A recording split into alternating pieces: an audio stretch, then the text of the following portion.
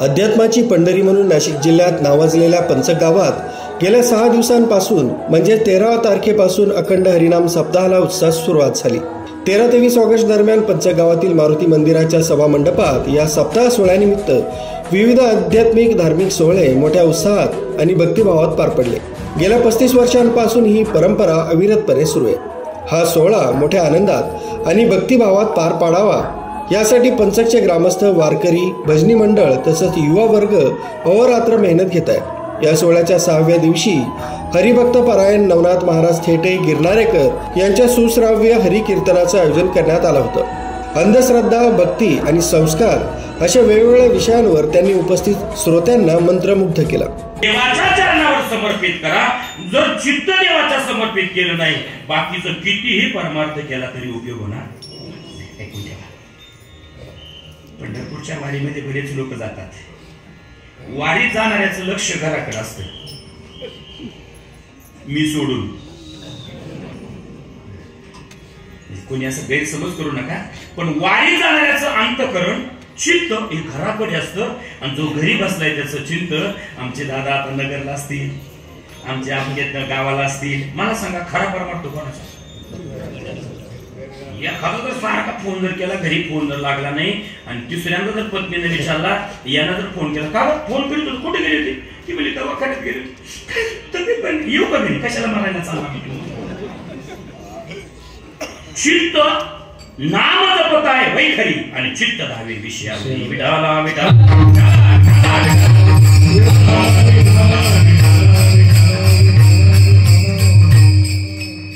शरीर असू द्या संसारामध्ये, काय कोणाचा संसार असेल, कोणाचा काय व्यवसाय असेल, तू गोबराय सांगता शरीर कुठेही असू द्या, पण शरीर हे संसारात जरी असलं, पण तू मन हे मीची करी माझे भजनी प्रेम धरी सर्वत्र नमस्कारी मज एकाते।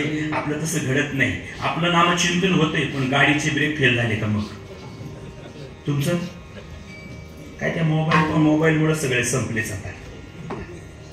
त्या करोना काळात आम्ही दिल्ली नेली होती बरेच महिने, तेव्हा एकदाच त्यांना म्हणायचे, करोना करोना जाऊ दे ना माझ्या मुलाचं लगीन होऊ दे ना। हे काय गाणं आहे का? अरे अरे विठोबा तुझ्यात माझं मन, यातला मोबाईल लावते तुला, तुझी रे आठवण लई येते म्हणून तुला मी देते। गाणं काय दिल्लीत चालते? दिंडीत सुद्धा वारीत चांगला आनंद घेतला पाहिजे महाराज। नाही या आनंदाशी जोडा, सांगता गोष्टी लागती गोडा।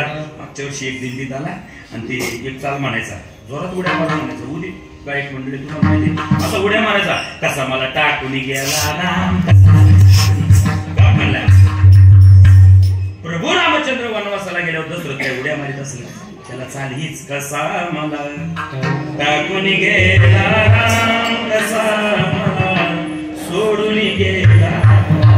नामचिंतन साधना, ही नामचिंतन साधना तुकोबाराय सांगतात, घ्यायची असेल तर चित्त लावी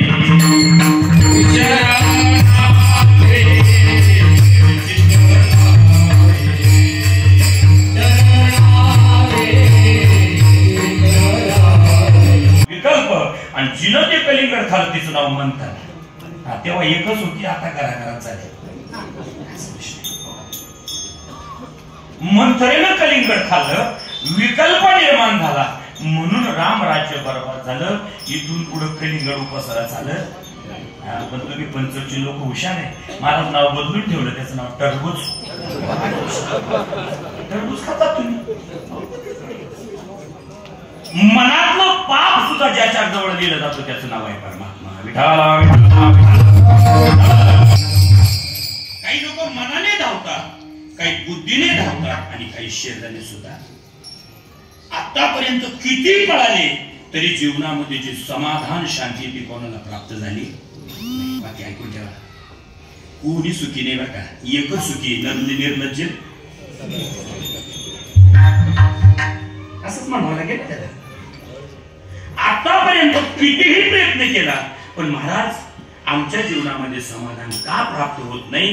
कारण समाधान प्राप्त होण्यासाठी तुकोबाराय सांगतात, तुमची धावाधाव चुकीची।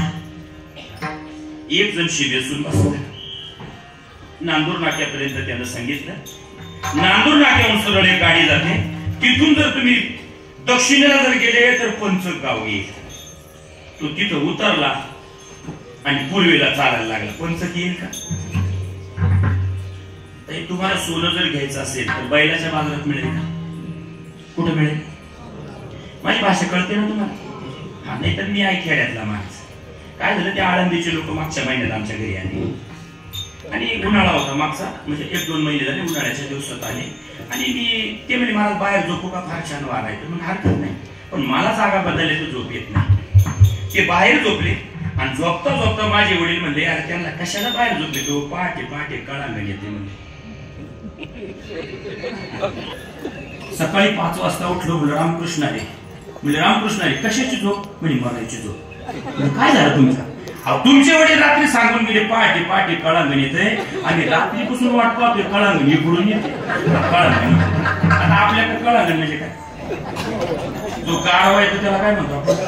त्याला म्हटलं बाबा आमच्या भाषेमध्ये पहाटे पहाटे जो गारवा येतो ना त्याला मला वाटलं काय वाघाचा प्रकार आहे.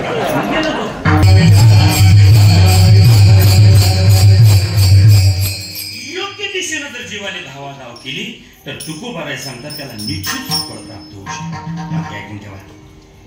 मन, बुद्धी, चित्त आणि अहंकार या 4 गोष्टींची धावाधाव आहे.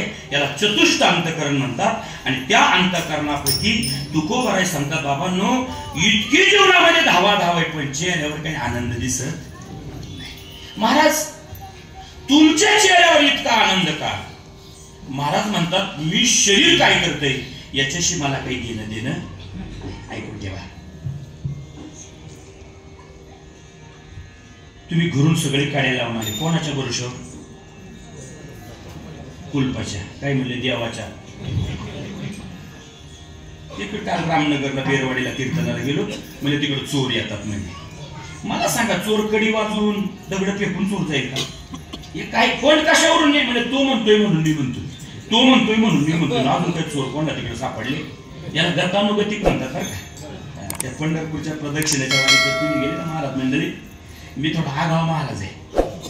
त्या पंढरपूरच्या प्रदक्षिणेच्या वारीमध्ये एक सिनेमाची टाकी आहे.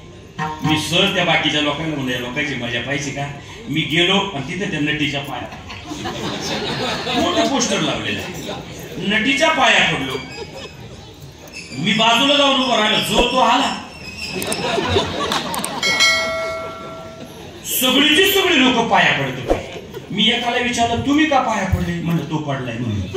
त्याला विचारलं तू का रे पडलाय? म्हणला तो पाया पडलाय. अरे बाबा न विचार तरी करा ना, नवनाथ महाराज का पडलाय? येड्यात निघायचे का?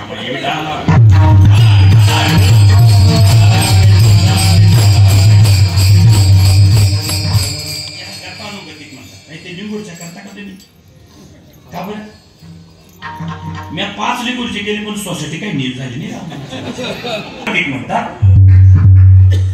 प्रयत्न चाललाय पण तुकोबाराय म्हणतात बाबांना तुमच्याही जीवनामध्ये आनंद प्राप्त होईल पण तुमची जी धावाधाव आहे ना ती चुकीची आहे. तुमचं शरीर असू द्या तुमचं संसारामध्ये, कारण शरीराचा भाव वेगळा.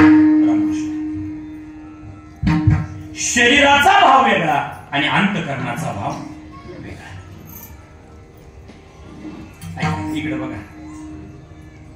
शरीराचा भाव वेगळा आणि अंतकरणाचा भाव वेगळा. तसे प्रत्येक माणसाला 2 बायका आहे. मनुराजा एक देह पुरी असे नांदत त्याच्या दोघी नारी, पुत्र संपन्न भारी. तिने कृपा केली आम्हावरी का मनोवनी आलो या देशा, होतो नाही तरी गुणलो देशा, दातात तो मत भेटला इच्छा येऊनी मार्ग दावेला सरीसा. तुम्ही म्हणजे तर पुढचंही म्हणतो.